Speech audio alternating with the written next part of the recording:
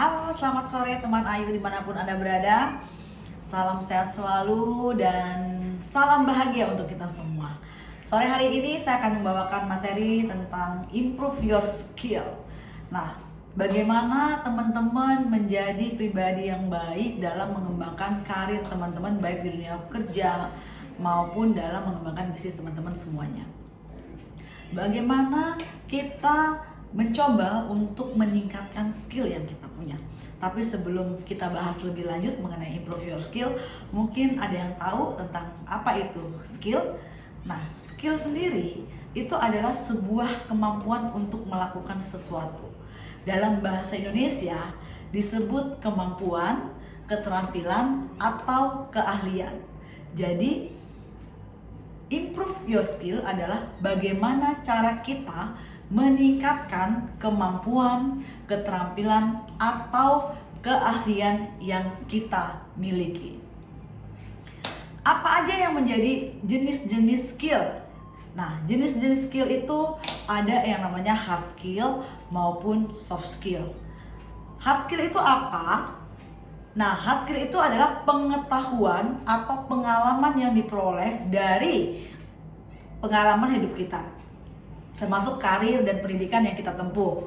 Hard skill diperlukan untuk berhasil melakukan tugas teknis dalam suatu pekerjaan, jadi sifatnya teknis. Nah, apa aja contoh-contohnya terkait dengan hard skill? Yaitu misalnya kita bisa berbahasa atau cakap berbahasa lebih dari satu bahasa, misalnya bahasa Indonesia, bahasa Inggris, bahasa Jerman, dan lain-lain.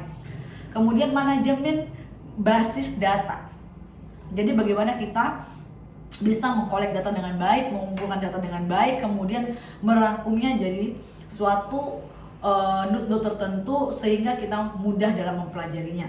Yang ketiga, bagaimana kita menggunakan Adobe Software Suite, artinya bagaimana kita bisa menggunakan aplikasi, kemampuan computerized dan lain-lain, komputerisasi dengan cepat dan beradaptasi dengan cepat dengan dunia digital saat ini. Nah, itu kemampuan network security. Jadi bagaimana kita membangun networking dengan aman, ya kan? Networking itu jaringan dengan baik sehingga dalam melakukan aktivitas pekerjaan maupun bisnis dapat dengan mudah kita lakukan karena adanya networking atau jaringan tadi. Selanjutnya ada yang namanya marketing, kemampuan marketing yang harus kita miliki, bagaimana kita bisa menjual, baik itu menjual diri kita, menjual produk kita, menjual skill kita, menjual kemampuan kita atau keahlian yang kita punya, sehingga orang tertarik dengan apa yang kita tawarkan. Kemudian kemampuan analisa statistik. Statistik itu kan terkait dengan data. Jadi bagaimana data kita kolek, kemudian kita akan analisa secara statistik. Itu adalah banyak data yang kita olah, kemudian kita akan analisa menjadi satu kesimpulan berdasarkan data yang kita kolek tadi. Nah, itu secara statistiknya itu secara by angka-angka, ya, by angka. Nah, kemudian soft skill sendiri itu apa? Nah, soft skill itu adalah kebiasaan pribadi yang membentuk cara seseorang bekerja dengan baik, baik secara individual maupun secara tim. Soft skill diperlukan untuk menciptakan lingkungan kerja yang positif dan fungsional. Nah, soft skill itu adalah bagaimana kebiasaan atau rutinitas yang kita jalani setiap hari, sehingga ketika kita melakukannya terus-menerus dan menjadi kebiasaan, maka akan tercipta lingkungan yang positif dan fungsional. Fungsional itu artinya apa? Begitu kita kerjakan dengan rutinitas dan terus-menerus, maka itu akan menjadi sebuah kebiasaan dan akan tercipta sistem atau fungsi pekerjaan dengan baik yang kita lakukan setiap hari tanpa harus diperintah atau diinstruksikan oleh teman-teman atau pimpinan kita. Jadi kita udah terbiasa untuk melakukannya sendiri, kita udah ada alert sendiri dalam diri kita sehingga kita melakukannya secara rutin. Apa aja yang menjadi contoh soft skill? Nah, itu terkait dengan bagaimana kita punya integritas diri, integritas yang dapat diakui. Kemudian kita juga dapat diandalkan dalam sebuah pekerjaan tertentu dan sesuai dengan skill yang kita punya. Kemudian kita juga dapat melakukan komunikasi yang efektif, jadi komunikasinya singkat, padat, jelas, sehingga mudah dipahami. pikiran yang terbuka. Jadi kalau misalnya ada sesuatu yang diberikan, informasi sesuatu yang baru, kemudian diberikan sesuatu wawasan yang sama sekali belum pernah kita tahu, kemudian skill yang sama sekali belum pernah kita juga pernah melakukannya. Nah, kita wajib berpikiran secara terbuka dan menerima dulu. Jangan langsung ignore atau menolak. Sebaiknya itu diterima dulu, kemudian kita olah apa pentingnya dan untuk apa kita gunakan. Selanjutnya bagaimana kita bisa bekerja dengan tim dan kita juga menumbuhkan kreativitas dalam diri. Nah, itu paling penting untuk pengembangan soft skill yang kita punya. Nah, teman-teman, hard skill dan soft skill itu tentunya jelas berbeda. Tadi kalau hard skill itu berdasarkan pengalaman, jadi kita belajar dari pengalaman. Kalau soft skill itu kita belajar dari rutinitas keseharian kita yang kita lakukan setiap hari, ya. Nah, kemudian ada juga yang namanya transferable skill.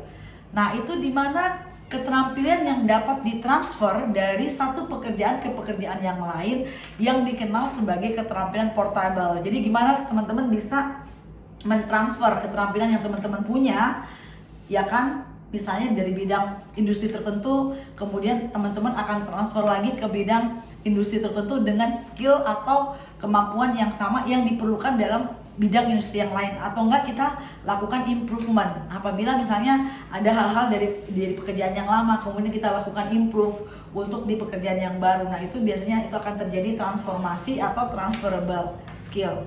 Ya, di situ kita sedang melakukan pekerjaan secara bergantian. Dengan tentunya ada hal-hal baru atau ada hal-hal yang sudah kita improve untuk ke pekerjaan yang baru, seperti itu. Nah, apa aja sih contohnya? Misalnya untuk yang masuk kategori transferable skill. Nah, skill komunikasi itu yang bisa ditransfer itu dapat meliputi misalkan mendengarkan secara aktif, kemudian komunikasi lisan dan tertulis, memberi dan menerima umpan balik, komunikasi nonverbal, daya tanggap dan berbicara di depan umum. Nah, kemudian skill yang dapat diandalkan ditransfer melalui apa? Misalnya kedisiplinan, itu ketepatan waktu, integritas, etos kerja, kemudian prestasi yang kita punya kita transfer ke tim kita supaya tim kita juga nanti ikut berprestasi. Kemudian bekerja sesuai dengan target yang diberikan, target waktu. Dan tentunya satu hal yang gak boleh lupa, yang selalu saya tekankan dari materi ke materi adalah kejujuran. Itu yang paling penting. Nah, skill kerja tim yang dapat ditransfer mulai membangun hubungan, nah itu juga sangat penting. Misalnya kita harus mulai di masa sekarang ini berkolaborasi. Kolaborasi itu bagaimana kita bisa memanfaatkan skill atau kekuatan yang kita punya, kemudian kita berkolaborasi dengan teman-teman yang punyain skill yang mereka punya, yang kita nggak punya tapi mereka punya. Nah, kita lakukan kolaborasi dengan tim yang lain. Jadi kita nggak bekerja sendiri, kelemahan kita ada di tim yang lain. Nah, kita manfaatkan semua kekuatan yang ada untuk berkolaborasi menciptakan hasil yang lebih baik. Nah, kemudian kita juga bisa membangun kesadaran diri kita menjadi pribadi yang lebih baik lagi. Kemudian menciptakan suasana kerja, cara kerja yang lebih inovatif. Nah, kemudian resolusi dan dalam konflik. Kita juga bisa memberikan terobosan-terobosan untuk memberikan problem solving atau mengatasi konflik yang ada dengan berbagai macam cara atau strategi yang kita miliki. Nah, itu adalah salah satu transferable skill yang harus kita bangun dan kita gali dalam potensi diri kita semuanya. Saya pikir di dalam diri kita semuanya punya, tinggal bagaimana kita mulai mencoba untuk belajar menggalinya, kemudian belajar mengisinya, dan belajar untuk melakukannya, sehingga apa yang menjadi skill kita tadinya itu dapat kita kelola dengan baik, kemudian juga akan menghasilkan sesuatu yang sangat luar biasa untuk diri kita semua. Kemudian ada istilahnya namanya upskilling. Nah, apa itu upskilling? Upskilling itu proses mempelajari keterampilan profesional baru, baik itu hard skill maupun soft skill. Contohnya misalnya, kita seorang marketing misalnya ya, yang biasa kita nge-create digital content misalnya. Kebetulan perusahaan tempat kita bekerja itu sedang mencari ahli strategi tentang data customer misalnya gitu. Nah, ketika kita mendengarkan itu, kita langsung melakukan upskilling pengetahuan dalam big data dan mengambil pelatihan untuk meningkatkan diri kita untuk membantu perusahaan dalam mencari ahli strategi big data tadi. Jadi misalnya kita jadi dari marketing, kita pengen promosi ke yang ahli strategi big data tadi, misalnya seperti itu ya. Nah, itu adalah satu cara bagaimana kita meningkatkan nilai diri kita. Jadi dari marketing kita bisa dilirik ke ke posisi yang berbeda, atau kita promosi ke posisi yang berbeda, tentunya dengan cara kita mengupgrade skill diri kita sendiri. Dengan cara melakukan kursus singkat, misalnya belajar secara singkat, kemudian short course, atau kita mau sekolah lagi, atau mungkin mau kuliah lagi. Nah, itu cara kita untuk mengupgrade diri kita, sehingga begitu ada peluang-peluang atau posisi tertentu yang memerlukan tenaga-tenaga yang handal, nah kita sudah mempersiapkan diri kita untuk di pos-pos itu tadi, atau di posisi-posisi tertentu tadi. Nah, itulah fungsinya atau betapa pentingnya kita harus melakukan improve ya terhadap skill yang kita miliki. Kalau kita nggak improve, apa yang terjadi? Bahwa ya posisi teman-teman akan tetap stuck di posisi itu, keahlian atau kemampuan teman-teman hanya itu saja, sehingga teman-teman tidak punya kesempatan untuk posisi yang lain yang lebih baik. Tetapi kalau kita terus belajar, kita terus improve diri kita, maunya ke arah mana, kita udah persiapkan diri kita, begitu ada posisi-posisi tertentu, maka kita siap untuk berjuang, kita siap untuk berlomba, kita siap untuk bersaing untuk mendapatkan posisi-posisi tertentu yang lebih baik tadi. Nah, kemudian bagaimana caranya untuk melakukan upskilling atau yang kita bisa lakukan. Nah, itu belajar misalnya gini, kita harus punya skill tertentu, misalnya kita harus bisa bahasa Inggris. Nah, berarti kita harus punya sertifikat, misalnya sertifikat bahasa Inggris, itu yang menopang secara legalitas formalnya, ya kan? Tetapi nggak banyak kemungkinan juga orang-orang belajar otodidak tanpa melakukan kursus misalnya. Nah, kemudian yang kedua, bagaimana kita kursus kepribadian, mengembangkan pribadi diri kita. Kemudian kita rajin mengikuti seminar, konferensi, kemudian live streaming seperti sekarang, kita sering mendengarkan talk show dan lain-lain. Nah, itu juga salah satu metode yang kita gunakan untuk upskilling. Nah, kemudian adalah bekerja dengan mentor. Jadi kita belajar bekerja, belajar ada mentornya, ada yang mengarahkan, ada yang memberikan kita arahan dan kita mengikuti. Nah, nanti pada saat kita di posisi tertentu, kita juga otomatis akan tahu apa yang mesti kita lakukan. Kemudian memulai hobi yang baru, misalnya kita nggak suka membaca, nggak suka mendengarkan, nggak suka nonton. Nah, itu kita coba mulai belajar membaca, mendengarkan, menonton, bermain, dan lain-lain. Nah, kemudian menjadi sukarelawan di komunitas-komunitas atau organisasi, misalnya terlibat dalam organisasi tertentu yang sifatnya sosial maupun non-sosial. Nah, banyak organisasi yang teman-teman bisa pilih untuk teman-teman bisa belajar mengembangkan diri teman-teman di sana.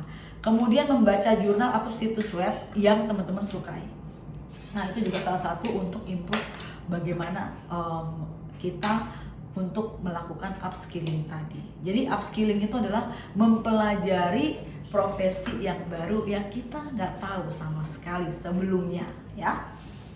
Kemudian ada juga istilahnya reskilling. Reskilling itu apa? Itu adalah penggantian keterampilan lama seseorang dengan keterampilan yang baru untuk memenuhi kebutuhan pasar yang terus berubah. Nah, misalnya seperti saat ini, kalau dulu yang namanya marketing itu jualannya selalu bikin brosur, cetak brosur dan lain-lain ya. Kemudian kita sebarkan brosur tersebut atau pamflet atau mini brosur untuk kita tawarkan atau memperkenalkan produk-produk yang kita punya kepada customer. Tetapi saat ini mau nggak mau kita berubah dari media yang tadinya pamflet, brosur dan lain-lain, kita menjadikan semua dia dalam bentuk digital, atau misalnya kita dalam bentuk misalnya e-compro ya, electronic company profile digital, kemudian semuanya semuanya serba digital gitu ya. Termasuk brosur yang kita sebarkan sekarang tinggal broadcast WhatsApp aja, itu udah langsung bisa terkoneksi dengan banyak orang, nggak perlu lagi yang namanya door to door. Jadi sebenarnya tidak makan waktu banyak. Nah, tetapi banyak orang juga yang tidak mau melakukan, tidak mau mengganti keterampilan yang lama dengan keterampilan yang baru. Nah, tetapi sebaiknya kita nggak boleh seperti itu. Sebaiknya kita harus dinamis. Dinamis itu artinya ikuti perubahan yang ada supaya kita nggak ketinggalan. Nah, kalau kita nggak mengikuti, biasanya kita ketinggalan, baik itu dari sisi bisnis maupun pengembangan diri kita secara pribadi. Karena dunia itu kan dari hari ke hari, minggu ke minggu, bulan ke bulan, tahun ke tahun, itu terus berubah dinamikanya. Nah, sekarang mau nggak mau karena udah mengarah ke digital, semuanya serba digital, ya kita harus mengikutinya. Itulah yang disebut dengan reskilling. Nah, kemudian kalau kita berbicara secara spesifik, itu ada yang namanya housekeeping skill buat teman-teman yang berada di lingkungan housekeeping. Nah, itu adalah keterampilan yang sangat penting yang memungkinkan housekeeper menjadi efektif dalam melakukan tugas dan pekerjaannya, ya. Keterampilan ini kebanyakan orientasinya pada siapa? Pada kepuasan pelanggan, ya. Misalnya housekeeping staff, nah itu harus memberikan kinerja yang baik dengan standar cleanliness yang telah ditetapkan, sehingga customer juga menerima segalanya dengan bersih, rapi, teratur, kemudian cantik dan lain-lain. Customer happy, teman-teman housekeeping juga happy, ya. Jadi semuanya itu terintegrate, jadi ada input, ada output. Jadi kalau kita berikan yang terbaik, maka pelanggan juga merasa puas dan pelanggan juga akan memakai jasa teman-teman housekeeping lagi. Tapi kalau misalnya mereka nggak puas dan lain-lain, muncullah red cardnya. Red cardnya itu adalah rekomendasi yang kurang baik. Apalagi kalau sekarang kalau kita berbicara Google, semua ada reviewnya, ya kan, semua bisa kasih bintang. Bahkan mungkin ada yang nggak bisa kasih bintang karena dia nggak suka dengan servis kita. Nah, itu sangat berbahaya. Jadi kalau untuk teman-teman housekeeping, sebaiknya mulai saat ini belajar membuka diri, improve your skill, ya, menambah pengetahuan teman-teman, menggali lagi saya sukanya di bidang apa, kemudian apa yang saya kurang di bidang housekeeping, itu ditingkatkan. Misalnya yang tadinya hanya suka brushing aja, nah sekarang mungkin dia belajar yang lain, misalnya belajar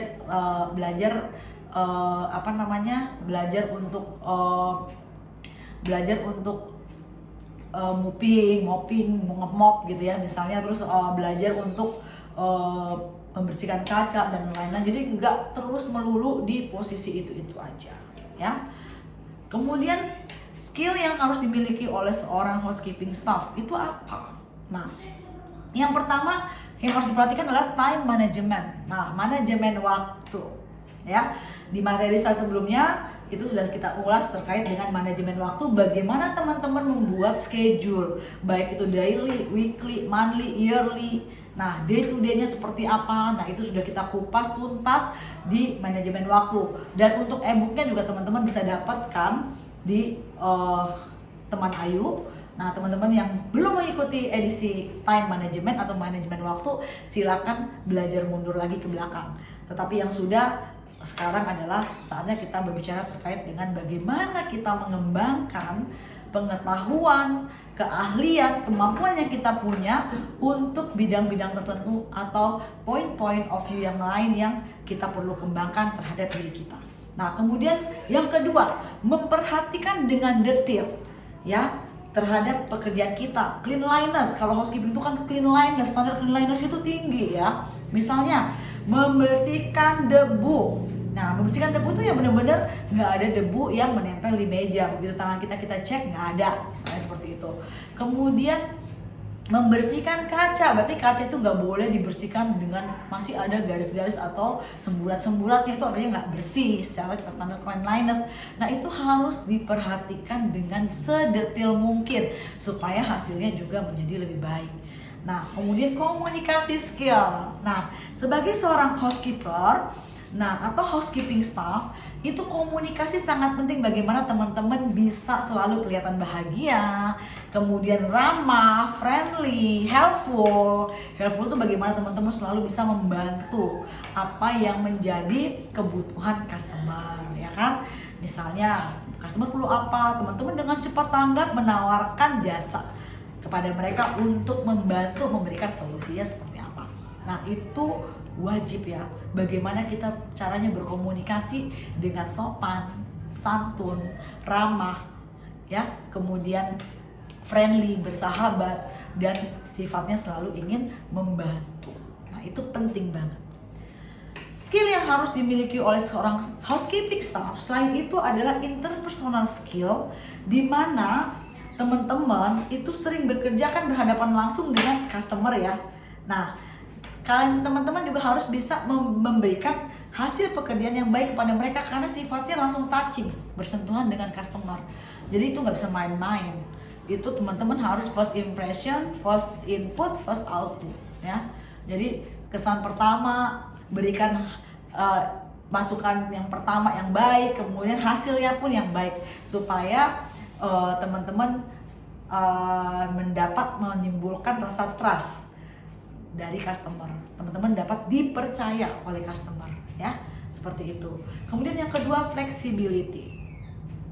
Teman-teman harus bisa istilahnya bekerja dengan jam kerja yang berbeda-beda sesuai dengan kebutuhan customer. Misalnya jika para housekeeper yang harus bekerja overtime diperlukan jasanya, tenaganya, pada saat itu teman-teman dengan senang hati membuka diri untuk bekerja dengan fleksibel ya, flexibility. Nah, banyak sekali keuntungan kalau kita bisa bekerja dengan fleksibel. Banyak hal yang kita tadinya nggak tahu jadi tahu, banyak ilmu kita yang tadinya kita belum dapatkan jadi mendapatkan, banyak pengalaman juga yang kita akan dapatkan. Jadi nggak ada ruginya buat kita kalau kita memberikan waktu lebih untuk pekerjaan yang kita punya saat ini. Karena segala sesuatu nggak bisa dibayar dengan uang ya, tetapi pengalaman itu jauh lebih penting karena tidak bisa dibeli dengan apapun. Jadi pengalaman itu adalah sesuatu yang sangat berharga yang tidak bisa kita beli dengan apapun. Karena pengalaman setiap orang adalah berbeda-beda dan kesempatan setiap orang pun juga berbeda-beda. Nah, kemudian ada juga yang namanya housekeeping untuk hard skill-nya. Kalau hard skill itu kan terkait dengan teknis ya.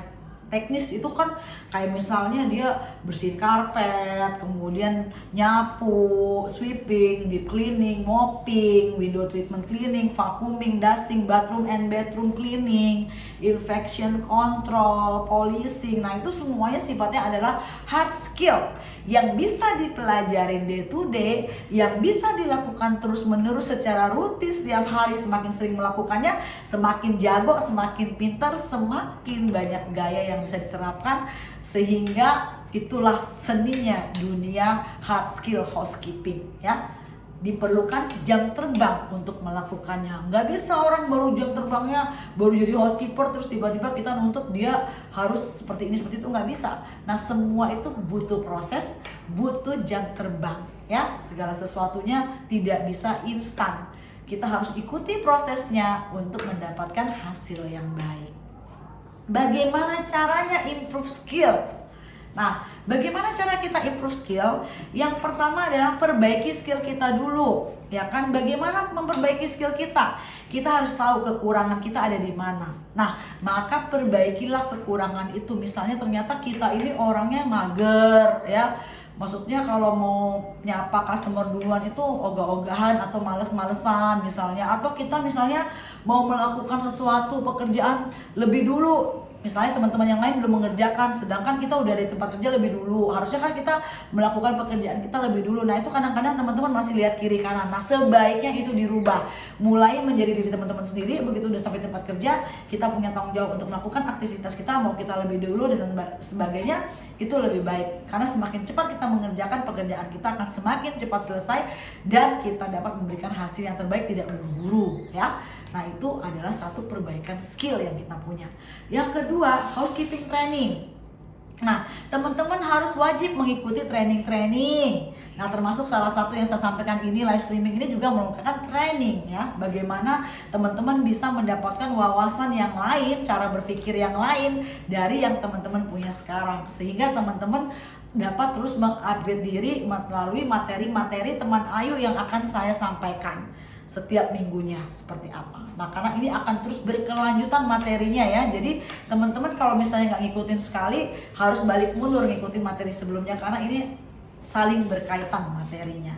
Nah, ini adalah salah satu program pelatihan yang kita berikan untuk mengupgrade skill teman-teman, untuk improve skill teman-teman, mengembangkan skill, kemampuan, keahlian dan pengetahuan teman-teman ke arah yang lebih baik.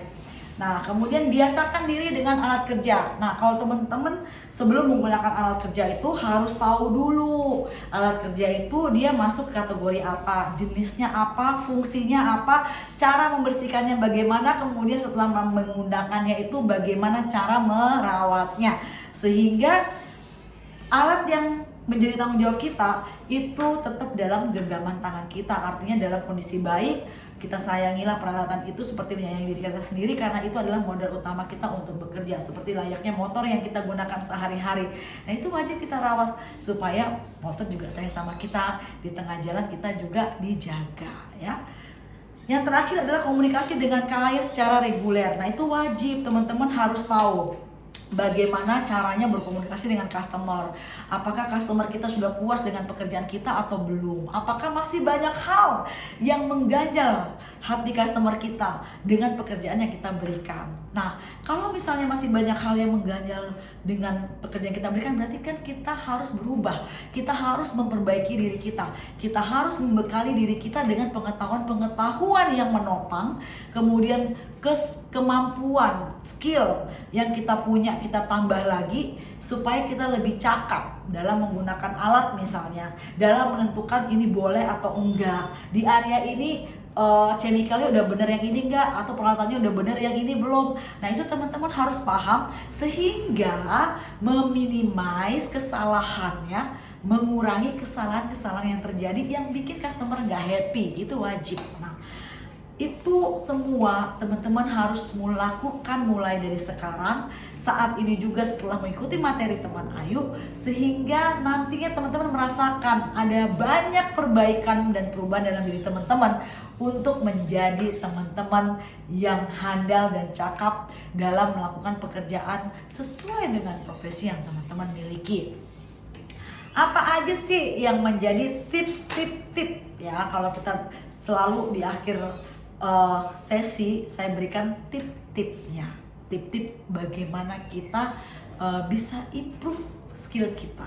Yang pertama adalah buat rencana pekerjaan secara detail ya, pekerjaannya secara detail. Jadi nggak general, oh hari ini saya datang begini. Misalnya hari ini saya datang ke tempat kerja, terus saya baris, saya ini segala macam.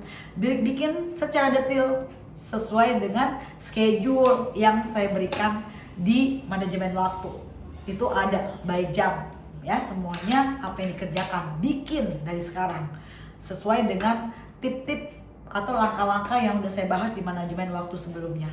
Nah, itu adalah bagaimana membuat rencana pekerjaan secara mendetail. Yang kedua adalah tetap konsisten. Nah, lakukan secara terus-menerus planning pekerjaan tadi ya, terus-menerus tanpa bosan dilakukan ya, sehingga teman-teman menjadi terbiasa melakukannya.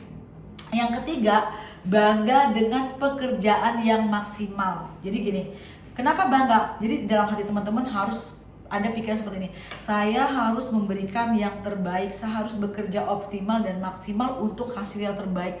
Ketika hasil pekerjaan saya baik dan bagus, itu akan membuat saya happy.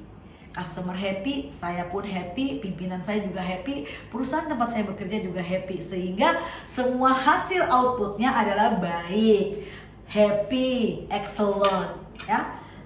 Nah, itu yang saya sampaikan terkait dengan improve your skill, karena bagaimanapun juga kemampuan, pengetahuan, skill yang kita punya itu, ilmu pengetahuan adalah aset kita, ya. Aset kita sendiri yang kita bisa gunakan untuk apa saja, dan kita bisa memberikan yang terbaik sebagai pemberi jasa, dan yang menggunakan jasa kita juga happy. Oke, teman-teman, itu aja materi saya hari ini. Let's do it, ya kan? Lakukan segera perubahan dalam diri teman-teman. Lakukan mulai sekarang kegiatan-kegiatan yang positif, kemudian kursus-kursus singkat, mengikuti seminar, course, dan lain-lain, termasuk live streaming teman Ayu salah satunya, secara berkelanjutan, yang akan menjadi suatu cara untuk improve your skill, atau untuk merubah, memperbaiki, menambah skill teman-teman menjadi lebih baik dan lebih profesional lagi. Oke, itu aja dari saya. Selamat sore, terima kasih atas waktunya. Sehat selalu untuk kita semua, selalu menjadi yang terbaik versi diri kita masing-masing. Thank you, bye-bye.